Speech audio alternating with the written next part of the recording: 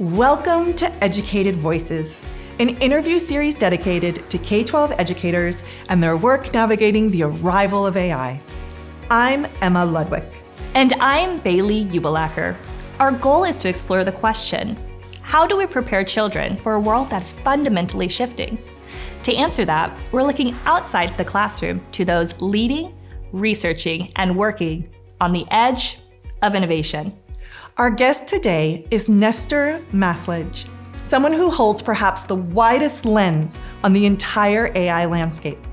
Nestor is a renowned AI data interpreter and was previously editor-in-chief of Stanford's AI Index Report. This yearly report analyzes global AI trends, investment, and policy. He also is a core writer for the 2026 International AI Safety Report. Nestor has deep knowledge about how AI technology is developing and impacting the world beyond the hype and headlines. We want to understand what the latest data reveals so that teachers can adapt and innovate with confidence. We're excited to learn from Nestor today. Nestor, thank you so much for joining us on EducAIted Voices. We're really excited to have you here and to share your wealth of knowledge about AI policy and to learn more from you. Yeah, it's my pleasure to be here. Thanks, guys. So I'm just going to start off. Tell us about the AI Index Report. I know that you're a co-author on that, and you've had a lot of time to really sit in that space. Specifically, what was one thing that was most interesting to you from 2025? Yeah, so this is a report that I kind of served as the editor-in-chief for 3 years, and I'm still on the writing team now as a research associate part-time. I think when I kind of look at some of the biggest trends that I saw in 2025, it seemed to me like it was really the year in which, I don't want to say business woke up to AI, but I remember doing a lot of presentations to business leaders in 2023 and 2024, post ChatGPT. I think there was interest in the tech, but maybe still some skeptical voices. I think now everybody kind of believes in it, or at least believes that it is a thing that they need to take seriously and think about. And you've seen a lot of companies, I think, pour a lot of money into the tech. And the tech is becoming more ubiquitous because it's getting a lot cheaper, it's getting more capable. And as businesses are starting to pour more and more money into the technology, I think there's questions as to whether it is actually going to drive positive value. Is it going to take jobs? Is it going to create more jobs? And I think you're starting to see all these kind of issues actually manifest themselves. I think Andrew Yang was on the news a few days ago saying that, AI is going to wipe out 50% of white collar jobs in the next, certain amount of years. So I think it's this kind of time period where the tech has gotten good enough to start making an impact in the business world. I appreciate you sharing that. And you're really kind of getting into those upside and downsides of Gen AI as we see that. You shared a little bit of the downsides. What are some upsides that we might be seeing from this trend? Well, I mean, I think it can be something that can be incredibly productivity enhancing, right? For so many different audiences. I mean, you guys do a lot of work in the education space. It's something that can help students learn better. It's something that can allow individuals to do things that they may have not had the ability to do. Vibe coding seems to be a big thing that everybody is doing, but for those unfamiliar, the ability to kind of speak in language a certain kind of coding thing that you want. I think that's something that we couldn't have really seen have happened 10 years ago, 15 years ago, 20 years ago. But I think the core of it is that it's a tool that really can up our productive capabilities. And if there's any kind of knowledge work that you need to be doing, it's arguably a tool that can help you do that work a lot more quickly, but also do it at a higher quality as well. One of the promises of AI is, I think, to maybe, I don't want to say democratize productivity potential, but coding is something that historically only software engineers could do. And what does it mean to live in a world in which everybody, I don't want to say can be an excellent coder, but can be a good enough coder to build up a website or kind of build up a project of their own? Is that going to lead to an explosion of creativity? I think when you think about the positives, that's the way that I think of kind of spinning it, or at least kind of conceptualizing it. So from an educator's perspective, being that we're tasked with preparing the next generation for the future of work, based on the reports and the trends you've gotten to witness from your, high-level lens, what do you think teachers should know from these reports? If you had to pick That's a good 3 takeaways. I mean, I think the biggest thing to me is that the time is kind of now to start educating people about the technology. And I don't think it's just a question of like, how do you use it? How can you deploy it well? But what does it mean to be a citizen in a world in which AI is going to be ubiquitous, right? I think that I feel like as a society, we all look back at what happened with social media and maybe we wish we could have done it a little bit differently. I think that with AI, if you kind of consider 2022 to be the watershed moment with ChatGPT, it seems like, we've come on the side of having regulation, having a bit more response, a little more sooner rather than later. But I think from a teaching perspective, it's really this question of, your students are going to be interacting and engaging with this technology, not only from a usage perspective, but also, deepfakes are now becoming a big issue in a lot of high schools across the United States. I think there's also this question of how do you learn if you have access to this tool that could really do a lot of the work for you. I don't want to date all of ourselves, but I think we all went to school before ChatGPT. Yes. And in some ways, I feel happy to have been in that position because it seems like I did the hard work. And now I have the knowledge to maybe judge when ChatGPT is doing something good and maybe not something as good, right? So I think for me, the biggest thing I think to educators is that there has to be a discussion about what kind of principles we teach these students about AI. And I think with some of these things, there's no right or wrong answer, right? Like, should we be using AI more? It depends on, how you feel about privacy concerns. It depends on how you feel about labor automation. But I think students need to be taught that there are trade-offs with these technologies, and that if we want the technology to really serve us as humans, we need to kind of speak its language and understand what is at stake with it. May I ask, with your kind of in your studies and in your research, have you seen any really striking applications in the education world? I mean, I've seen that a lot of teachers are using it for lesson planning. I've seen that a lot of students are using it as well to kind of create ideas that they find to be super interesting and compelling. Striking is an interesting word because I feel like as someone who's around AI, there's not much that kind of surprises me. But I think the biggest thing that maybe we're not kind of seeing now, but I have an eye on in the future is, the extent to which it is maybe going to change the way students think and the next generation of students approach the world. I mean, there was some research that came out of MIT earlier last year that looked at whether or not AI usage kind of affected cognitive capabilities, and they argued that it eroded cognitive capabilities. I mean, that's just one study. I think there's more work that needs to be done. But there's an interesting question to me, which is, besides the fact of how it is going to be used, how is it going to affect the next generation of students that we have? I mean, thinking about things like cognitive load, making sure that students are retaining that productive struggle, and even ownership, right? So when students believe that AI created something more, they don't have that ownership. They don't, remember or retain that knowledge as much. So I think too, having teachers be aware of that, talking to students about it, having students been active agents in their own metacognition. And I will add, it feels like right now, the mission around which we align education around is in discussion, right? What kind of humans are we pursuing? What skill sets do we want them to have that we think are essential? And then again, I know we know about the bias and the information that AI is built upon. How do we prevent homogenization and create space for that human creativity and individuality? I don't think there's an answer yet, but I think we need all kinds of schools doing it in all kinds of ways right now, sharing out.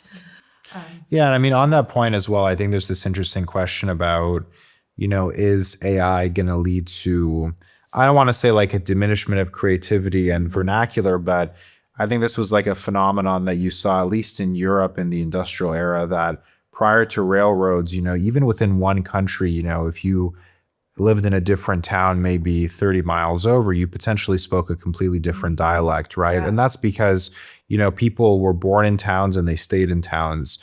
And as soon as you started having the railroad and people became a lot more interconnected, there was a need for standardization. You started having the emergence of these more kind of standard linguistic forms. And now in a lot of European countries, I think the speakers of these kind of native dialects are kind of diminishing year over year. I mention this because, if you ever look at an output from ChatGPT, to me, it always seems to kind of structure sentences in a very similar way. And I think the content of the output is impressive, but it thinks in a certain style and it operates in a certain style. And one of the worries that I do have is that if students that are like 10 now are learning how to write in a way that is fundamentally shaped by this technology, are we all going to start sounding like ChatGPT? Are we going to kind of lose these more idiosyncratic ways of thinking about problems or thinking about things in the world? I think that's, when you talk about the downsides, potentially something to kind of, have in the back of your mind. Right. Yeah. I think there's a real tension, right, between preserving the individuality, preserving nuance and difference, and then also but giving students access to the ability to learn from an instructor that they might not otherwise have access to, right? Exactly. Or to learn topics. So it's a real tension to sit in. We're thinking about when, right? When do we do that? What age or what milestone? As you were sharing, it's like AI definitely has a very rhythmic way, it's a very structured way of speaking. And you're exactly right. We don't want students to develop that. We want them to develop their own voice first and then maybe get feedback in that way. But I think also one thing that I think about more broadly is what does it mean to live in a world that is kind of increasingly mediated by screens? And if you think about this isn't a new phenomenon, but I think what's unique about AI is that it kind of has this discursive capacity that was historically limited to humans, as in if you wanted to ask a question and get a discursive answer, you had to go to somebody else. And I now, there's quite a few situations in my day where I need an answer to a question, I need to figure something out. And my go-to might be to kind of ask a model because it's there, it's close, rather than to kind of go ask another human. And maybe kind of on the micro level, that doesn't seem to be a super big problem. But there have been arguments made that part of the political problems that we have in places like the United States is a factor of there being less civic engagement. We're out a lot less as a society. Instead of going bowling or kind of going to parties or doing whatever, we kind of all stay inside our rooms. And now it used to be watch TV, but now it's kind of maybe dialogue with AI systems. So those are things that also kind of, I'm concerned about a little bit. And it's one thing for it to affect kind of our generation, but so much literature shows that kids tend to be the most seriously impacted by these new ways of technology. And that's something that keeps me up at night for sure. Yeah. I know that some families have removed the devices from their home that allow kids to go directly to, to the various tech instead of asking them for that. They just want to maintain control of what kind of information and questions, and really also maintain the dialogue more than anything with their own children. Yeah, I think one of the challenges with the tech too is, it's built to be addictive is maybe not the right word, but the companies have incentives to keep you using the tech as long as possible, right? And I think, it's not like Sam Altman or Dario Amodei want to admit to, building tools that can keep everybody kind of hooked as long as possible. But obviously there are competitive reasons why they stand to gain if that's the case. And even when you dialogue with one of these models, you'll notice if you ask it a question to do something, it will almost always kind of suggest follow-up next steps as a means of kind of, furthering the conversation, right? And that then kind of gets to a question of what kind of guardrails need to be put in place. How do you do the monitoring? And those are a lot of kind of very interesting questions that have been unanswered so far. Yeah, I was going to, for the state of affairs right now, where is AI at? If I'm a teacher and I have students who are interested in using these chatbots, there aren't necessarily clear policies in place or guardrails. What is the state of the affairs? What are we actually risking or exposing children to right now? I'd say the state of affairs is that, on a base level, the technology is really good, and probably on most basic level knowledge tasks, whether it's writing an essay, doing math, or doing some kind of college level reading, AI systems can they outperform the best humans. And I think it's been like that for at least a year or so. So the technology is really good. So I think if you're a student, there's risks at the baseline that, students might offload some of the difficult cognitive work that they need to do to train to these systems. So, I wonder kind of what impact does that have on the cognitive development of a lot of these students. I think there's also a lot of kind of responsibility risks, right? Whether you think about these tools being used to make deepfake pornography. I know there's a lot of states in the United States that have legislation against this. I think there is risks and issues of potentially people becoming friends with these tools and they're not necessarily being good enough guardrails around that friendship. To follow up with that, for educational leaders who are writing the AI policy today, what is one non-negotiable principle that you feel must be included for everyone? That's a great question.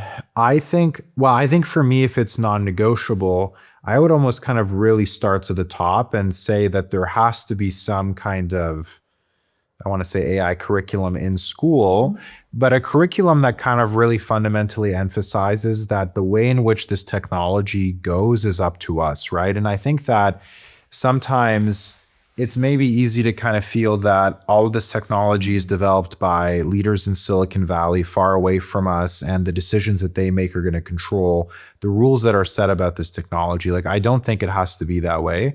I think that we can have at our disposal the potential to maybe kind of use democratic means to get regulators and governors to put in place certain rules and standards about the technology. But I think it kind of starts with this acknowledgement that this technology isn't something that we should just consume passively.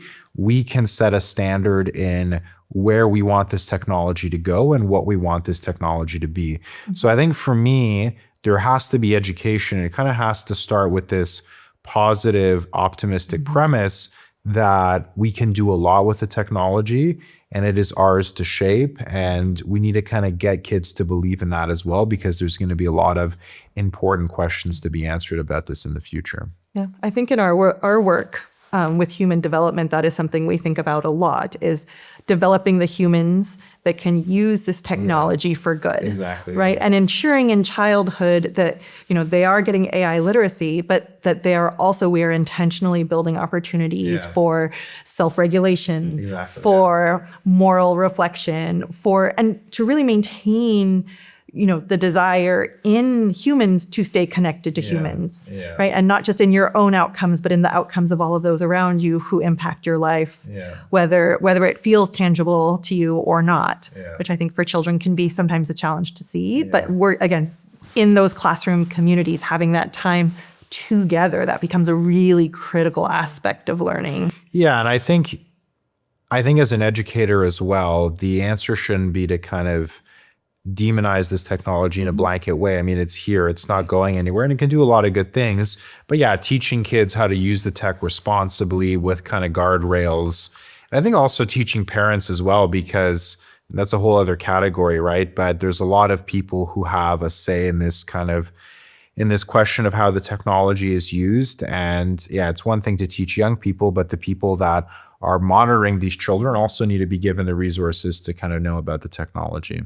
Can I ask, what is happening? How is AI being used and discussed and applied in the US versus globally? Do you see any major differences in approach? It's a good question. I think that, kind of abstracting out, I think that one of the big differences is that across the globe, there is pretty pronounced variations in how optimistic people feel about artificial intelligence. So I think in certain places like China, Indonesia, there's very high levels of optimism. Optimism is really low in places like the United States, Canada, and a lot of places in Europe. It is rising slightly, but still very far behind. So I think at a base level, it seems that there are certain places of the world that are much more excited to use this tech and kind of get into this tech. I think the US right now is still where a lot of the most kind of exciting innovation and development is occurring. Probably China would be a second place to that. But I think now to kind of really build these high functioning AI systems, you need a lot of money and you need a lot of smart people. And the US kind of has the capital infrastructure and capital ecosystem to make that happen, and also tends to be kind of a magnet for talent. So I think you have a lot of really good development occurring here. I think Europe is focused maybe a little bit more on kind of the regulation, but I think as a whole, the discourse around safety in the last few years, I think has changed more towards AI as something that kind of can enable innovation rather than kind of worrying first and foremost about safety. I think a year after ChatGPT came out, there was this kind of Bletchley convening where a lot of these world leaders came together, were very kind of actively worried about issues of AI safety. And not that that isn't front in mind, but, the stories now, I think, coming out of a lot of capitals of the world is, we're investing this much money in AI data centers or GPUs, and this kind of belief that like AI is the technology of the future and we kind of need to secure our position with it.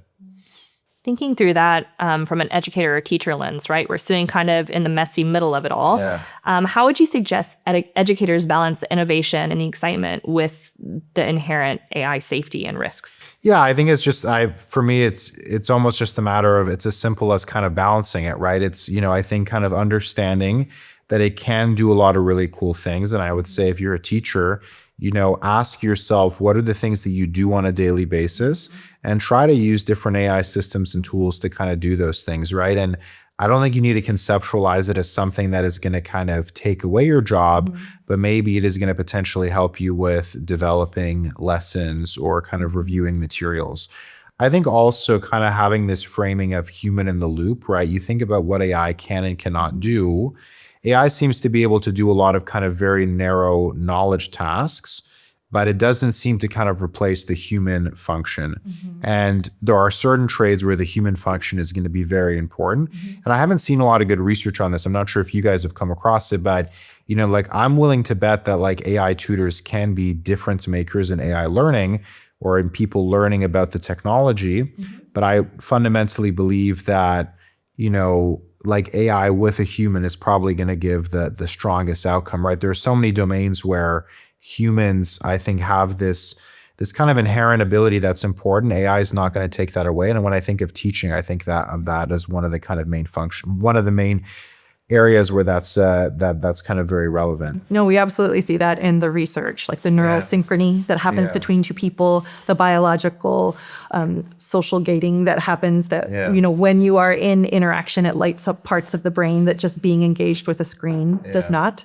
And the gestures and not, the facial cues and the all nonverbal of that is powerful. Very important to have, and just to knowing the student and that the student is seen by someone. Yeah. So, I mean, for the teachers, it's like, experiment with the tool, but also, know what the fundamental kind of responsibility risks are. I mean, maybe, take a course on AI like you guys did in the summer. That's where we met for those that don't know in the audience. But I think, learn about the technology because it's not going to go anywhere. And it can be, I think, sometimes intimidating to take that first step. But I think it's actually, a lot of it is intuitive as long as you kind of, have someone kind of maybe holding your hand through that learning journey. And part of EducAIted's mission is to support teachers in understanding that our roles might change, but the way that we're able to open up and be there more for the student when AI is able to take some of this more managerial work, right? And so finding that balance and then also being positive and optimistic about what it can bring for us. Yeah, and I mean, so I mentioned, or one of the things that I'm kind of doing now is a lot more work helping organizations figure out how to use AI strategically. And one of the kind of main theses that I kind of advance is that we're moving into an era that, at least for a lot of knowledge works, AI is kind of maybe hollowing out the execution tasks, but there's still a lot of need for reviewers. And the kind of thesis that I have is that a lot of work in organizations evolves around this kind of hierarchical pyramid structure where you have decision makers at the top that call the shots and people at the bottom of the pyramid that do the execution.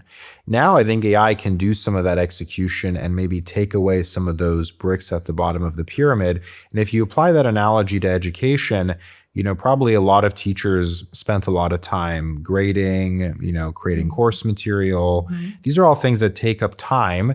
And maybe if you could use AI to do that grading or AI to create some of that course material, you now free up time to do other things, right? Maybe giving more one-on-one attention to students, right? So that's an example where, AI can automate certain functions, But if you have this mind frame on of how can we augment the work that is being done, that is do something tomorrow that we can't do individually as humans, but that only we can do with machines, then that's kind of a way to really drive a lot of positive gains forward. One of my favorite recommendations for kind of putting your toes into the world of AI is to think about a problem that you want to solve that this technology could, in theory, solve for you or aid you in the solving of, whether that is a time, getting time back and solving for grading or solving for lesson planning, or another big one for teachers is differentiation, right? I dream of the day where you can have learning profiles on each of your students. Yeah, exactly. And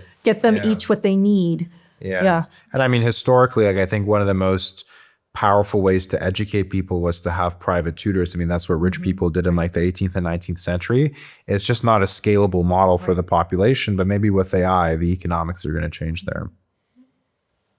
So thinking about you and the skills that you see kind of being needed, or even in your own world, what human skill or knowledge do you prioritize cultivating for yourself as the future gets less certain? It's another really good questions here. I think for me, it is a matter of, I think we're kind of at this moment now where we don't quite know yet how AI is going to change completely the way in which we do work and tasks. So we're kind of in this messy middle where I think there's a lot of organizations that, they'd love to go down to like a Barnes and Noble and pick up a book on how to AI proof their business, but no one really has all the answers. And I mention this because you talk about what skills are valuable. I think one of the most important skills is not only this desire to learn about AI, but to kind of experiment with it yourself and figure out how you can use it in the things that you could do. And I think that sometimes is going to take a little bit more time, right? It's always a lot easier if someone can tell you, okay, use AI for these 5 functions, don't use it for these 4, spend this amount of time on the following things. But that rule book doesn't really exist. But I think people that find ways to create that rule book for themselves in this moment are going to be well positioned to really take advantage of the tech as it continues getting better, and as all of the infrastructure around us on how we can kind of have the tech support our work is also going to get stronger and stronger.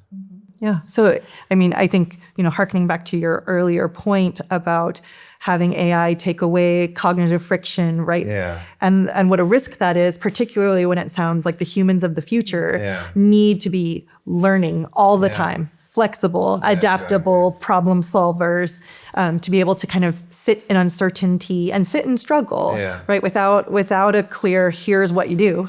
They need to be able to find it. And I think that, interestingly, AI, it seems to be kind of coming for a lot of the tasks that are very narrowly defined in terms of knowledge output, like coding, as in, coding, you need to literally write a line of code.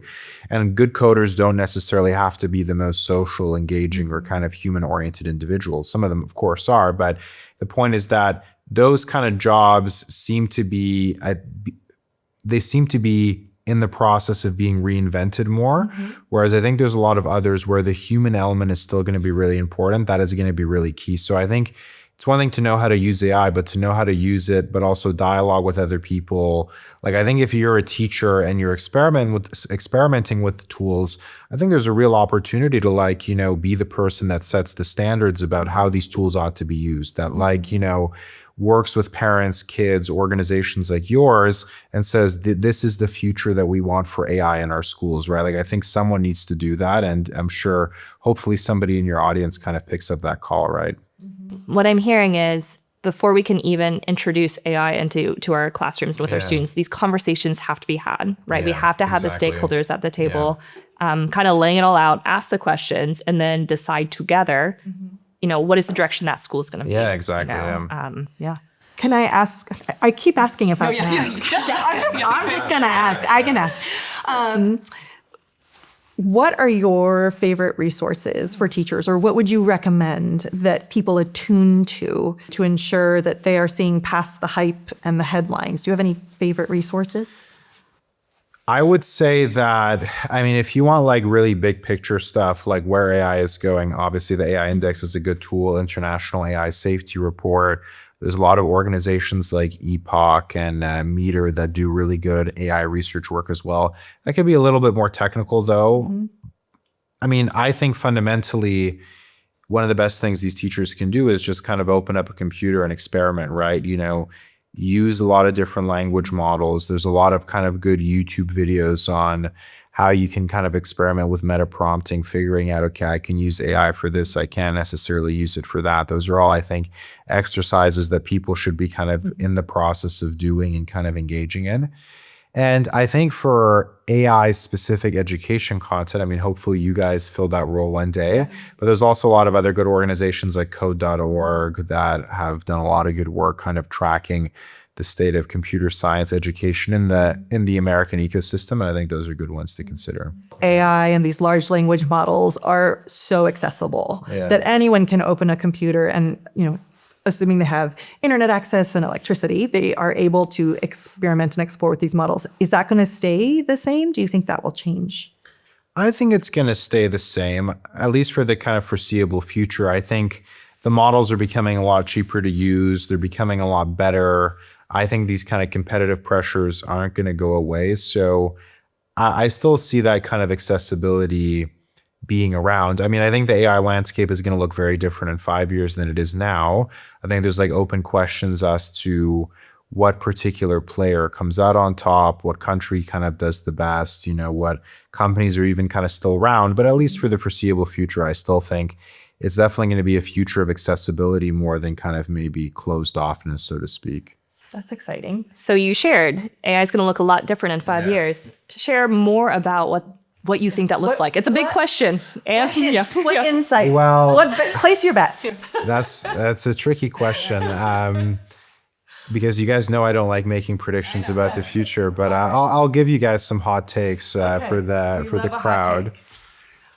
I guess one of the things, maybe one hot take that I have is that one of the kind of up and coming AI players, whether it is kind of OpenAI, Anthropic, or Mistral, as in kind of one of these labs that provides these large language models, is not going to be around in the same kind of capacity in 5 years as they are now.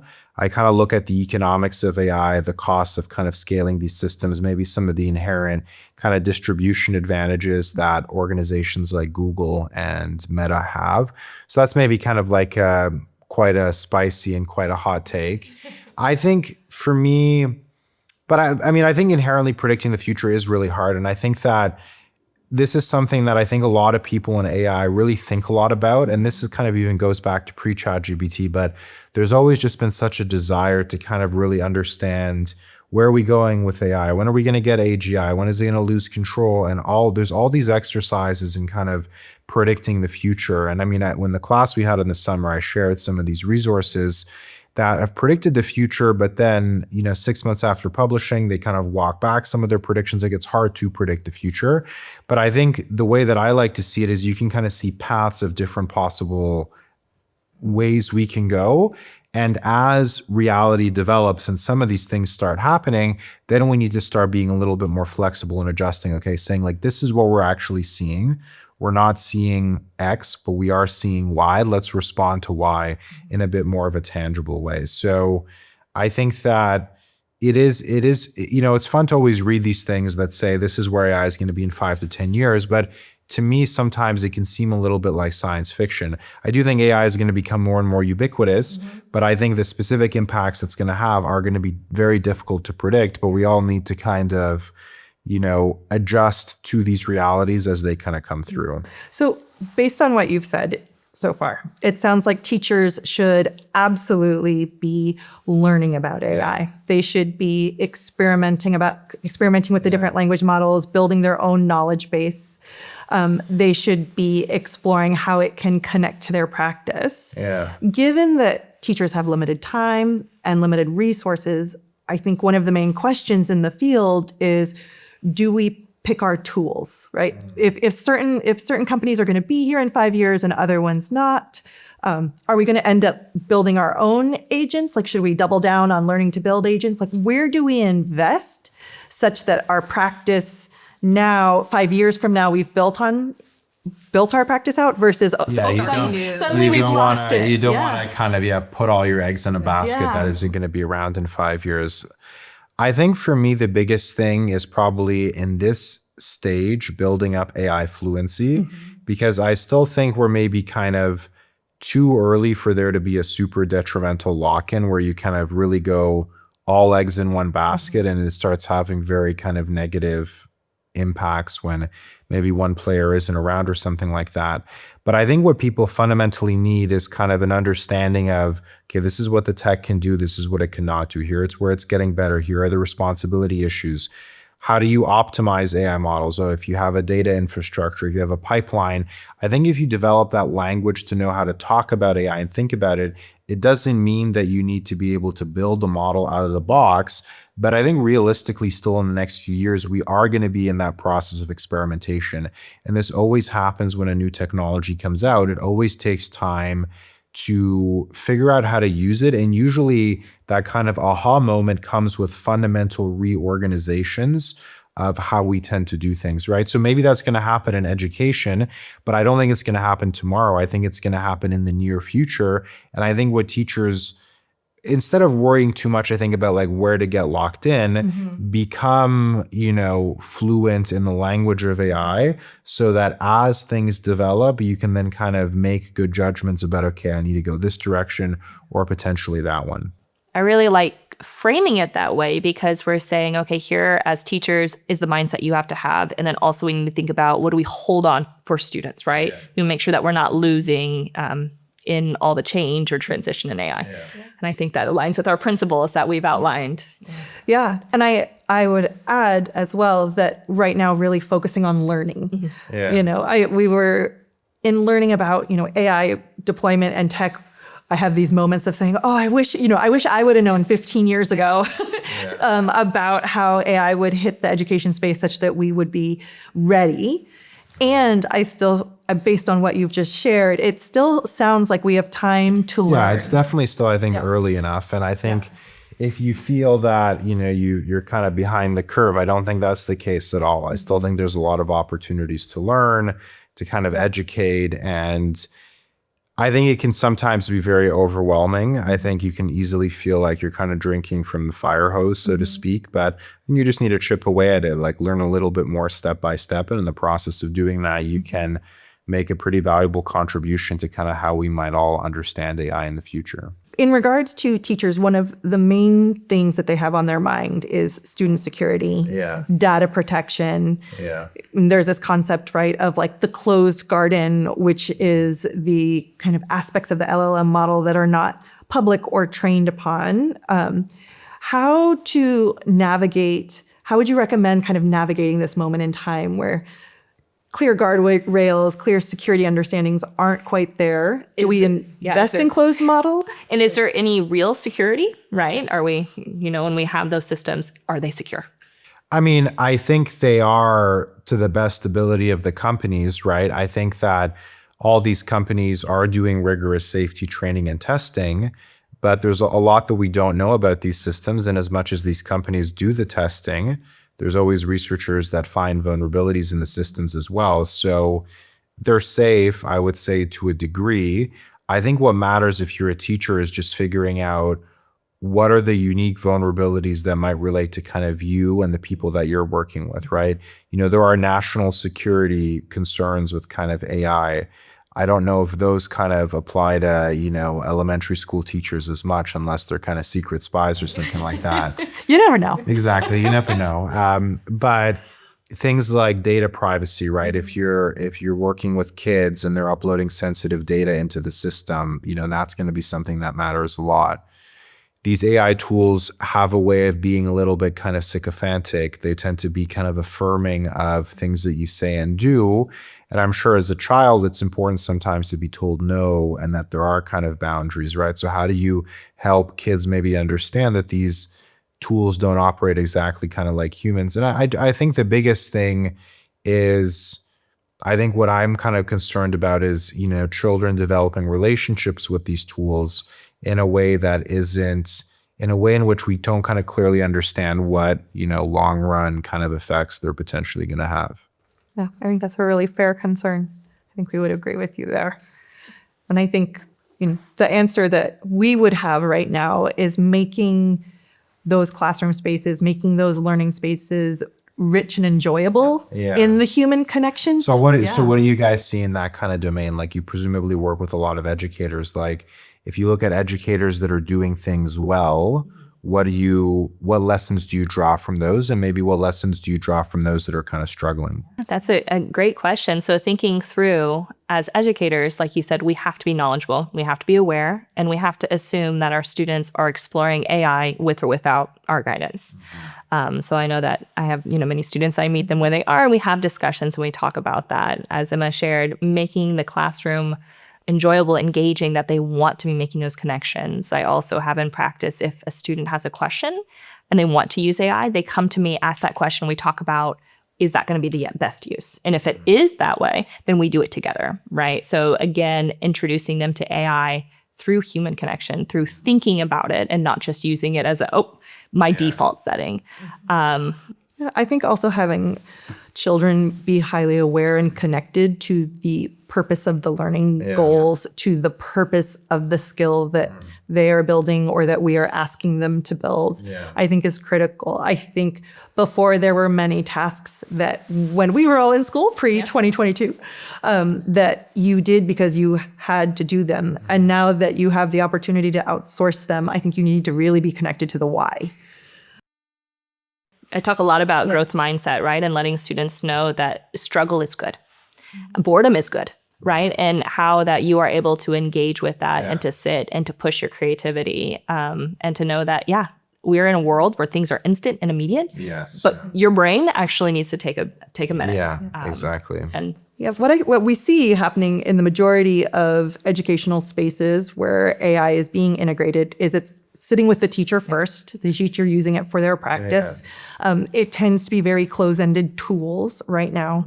And then if they're engaging with an open-ended tool, it often comes with a very strict prompt and guidelines by the teacher. That seems to be what we're observing. Yeah, and I think what I'm also kind of hearing is, I think probably for educators, there needs to be this question of, how do we build up the infrastructure to really leverage these tools well, right? Because for AI, a lot of people think of AI as a chatbot, but a chatbot is really just an interface that allows you to kind of access the intelligence of the language model. But these AI tools are going to be better if they're fed customized data. And, you talk about your dream of like personalized learning. How do you collect that data from students, right? Do you kind of create a pipeline where any kind of assignments or work that students do needs to kind of be digitally registered so it gets fed into like a custom AI agent? Do you maybe have kind of systems where you perhaps have devices that kind of record and observe what the students are doing? Could be massively advantageous for learning potentials, but obviously comes with a whole host of privacy issues, right? So, but this is again what I mean, like, we have to talk about these things and make decisions as society, because I think there are open-ended questions here, and we need to just honestly ask ourselves, like, what are the trade-offs? What does the evidence tell us about the trade-offs? And then try to kind of make the best bet that we possibly can about the tech. Well, and I would add, I think there are also two tensions that we're juggling. One is applying AI to the schools of today. And then the other is thinking about that moonshot educational situation of rather than just layering AI onto what is, what could be, right? I mean, you could see a world where this becomes, an AI simulation, and we are walking, through the jungle together, learning about animals, flora, and it will smell like the jungle, and so there's so many, like you just don't even know. We have to imagine we have to imagine and think about what could be, and also stay anchored in the moment to solve the problems of today. Got a lot of work ahead of us. We do. That's right. This is good that you guys are going on this journey. Yes, it is a fun one for sure. One of the questions we always like to ask our guests is, when we sit down with each other 10 years from now, what do you think we will be discussing? Okay, I'll give you another hot take. I mean, I think we're going to look at some of the tools like social media and AI, maybe not in the same way that we look at some of the kind of health things that were perhaps commonplace. Like, it's very common for people to kind of smoke and drink a lot more alcohol. I think both of those have obviously kind of gone down a lot more.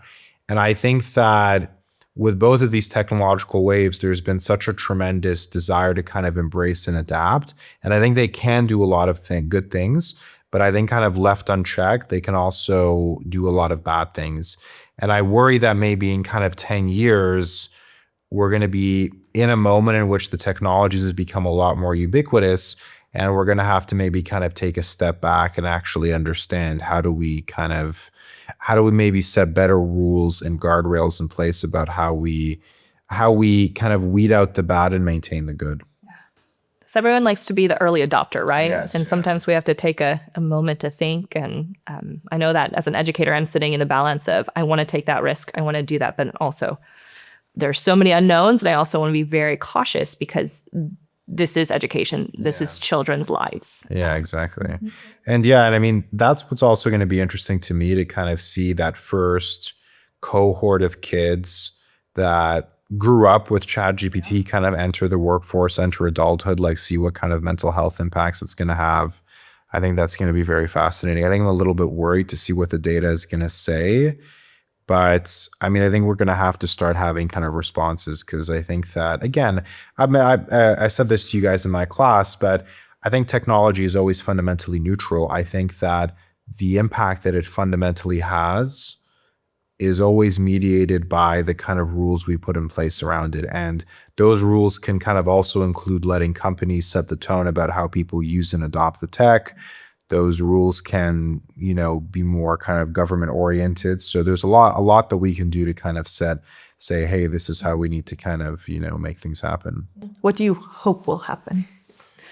I would like to see, I think probably the biggest concern that I have is this kind of concern of, we're substituting real authentic human relations with screens. Like, I think screens as a complement to human life are good, but they shouldn't substitute for human engagement. And I just worry that we're all kind of moving in that direction a little bit. I mean, even I notice, like, my ability to kind of watch long form videos or read long form things, it isn't as sharp as it used to be, because, we've gone from a world in which, you have YouTube comes out, that's great. And the videos go from 10 minutes to 5 minutes. Now, like, 10 seconds is, almost too long, right? And I kind of worry that we're going to move to a world in which we're going to incentivize people to kind of use these screens a lot more. I think AI is a big part of that discussion. And as a part of that process, we kind of might start to experience a little bit more difficulty in actually how we engage with one another as humans. Yeah. A really interesting conversation for me is always, will we end up going full analog for childhood, right? Yeah. 0 to 18 is tech-free unless there's some really specific use case and we have them out digging in the dirt, living their best lives, experiencing, friendship, connection, community. And then well, there's probably a lot of schools that also do that already now, right? And I think it's not a surprising thing. I think also, speaking to the theme of like, where are we going to be in 10 years? What kind of things do I worry about? I think we're also now starting to see some data of AI kind of taking the job of juniors in at least occupations that are very heavily AI exposed. Now, it's not clear to me if this is a widespread economic phenomenon. It could also be this kind of AI washing phenomenon where companies cut workers and kind of use AI as a justification to do that. Anytime a new tech comes, we're usually going to automate first with the downside effects before there's going to be new value and augmentation down the line. So there's a lot of kind of layers to this, but I think that's something that I think there is a bit of an uncertain kind of future understanding. Where are we going to go with the tech? How is it going to evolve? And how is it going to look different in the future? Yeah. Well, we always like to encourage everyone to become teachers. Yes. Doubling down on human development right now, if you want to AI proof. Well, it is an interesting question, right? If you want to kind of get really philosophical, AI, some people are like, well, AI is going to kind of eliminate a lot of, white collar work. And if you think about the kind of implication of the premise, these people aren't saying there's going to be less value produced. It's just going to be produced by computers. And the de facto response to that is going to be, well, it's happening because a lot of these companies are just going to cut jobs that AI could do. What kind of future do we want to imagine, right? One of my biggest regrets is that I'm so busy with whether it's school, my work, my kind of side hustle. I never ski as much as I want to do. I never fish as much as I want to do. But what if we lived in a world in which we worked 3 days a week or 4 days a week? I don't want to sound like Bernie Sanders here, but I think, we need to kind of get bold in reimagining where we could go with this technology. And I think if you sold to most people that this is a tech that could automate a lot of work, it could get us to produce more with a lot less input, but we're going to have guardrails to ensure that you all can live better lives of flourishing. I think everybody would get on board with that, right? But I think it's going to take a degree of human imagination. And I think it's going to take a degree of also, I don't want to say political courage, but it's not a sexy message to go to businesses and say, we're going to make people work 4 days a week, right? But that move has to start somewhere. And I do fundamentally think that AI may be this technology that perhaps leads to a completely different reconceptualization of what the welfare state in the 21st century looked like. If you look at a lot of welfare reforms like unemployment insurance, disability insurance that we consider to be pretty part and parcel, a lot of that originated in Europe in response to the massive changes brought by the Industrial Revolution.